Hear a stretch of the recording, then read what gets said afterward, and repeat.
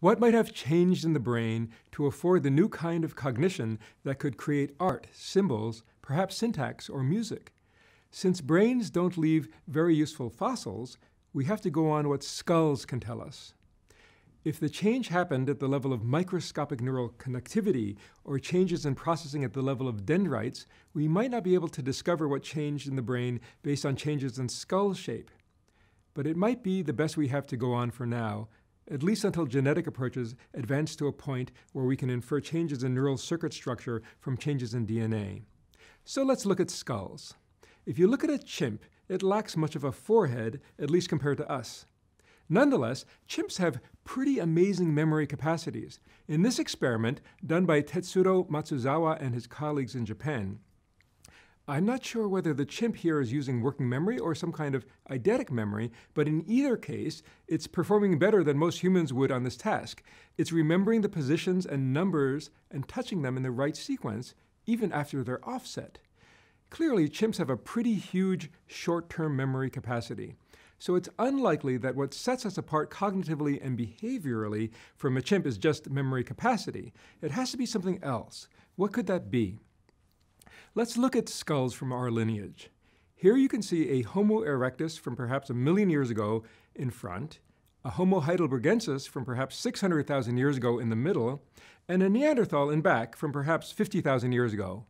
Not only were brains getting bigger, the frontal lobes were getting disproportionately bigger, as evidenced by larger and less sloping foreheads. But now, here you can compare a member of our species with our nearest relative, the Neanderthals. Clearly, you can see how much bigger the forehead is in a modern human. In this graph, you can see how our brains increased in size over time. On the y-axis is brain volume in cubic centimeters, or cc. On the x-axis is time in millions of years, where each unit on the x-axis represents 100,000 years. Whereas Australopithecine brains were only a little larger than chimp brains, Homo habilis, the maker of the Alduin tools, had a brain 50% bigger than Australopithecine brains. But Homo erectus represented something of a quantum leap in brain size relative to Homo habilis. By the time we get to Neanderthals, represented by the rectangular section on the right, we have brains that were really big, some as big as 1700 cc, but on average about 1450 cc, which is substantially larger than the modern human average of about 1350 cc. And yet, Neanderthals were not especially innovative or apparently imaginative. When I look at a Neanderthal brain endocast compared to a modern human brain, what I notice is that their posterior brain seems widened and flattened relative to ours. This might imply that they dedicated relatively more neural processing to vision, spatial processing, motion processing, and perhaps attentional processing. And their forebrains are relatively smaller than ours, suggesting that we may have more complex capacities in the domains of executive control and working memory. Quite amazingly, a recent study looked at a large number of modern Europeans in search of differences in brains among those with more brain-related genes derived from Neanderthals versus those with fewer such genes, also known as single nucleotide polymorphisms, or SNPs. In this lovely diagram, on the left, you can see in orange those areas where skull morphometry in modern humans who have Neanderthal brain-related SNPs are relatively different than average humans. This is in those visual, spatial, and motion processing areas I was talking about a minute ago.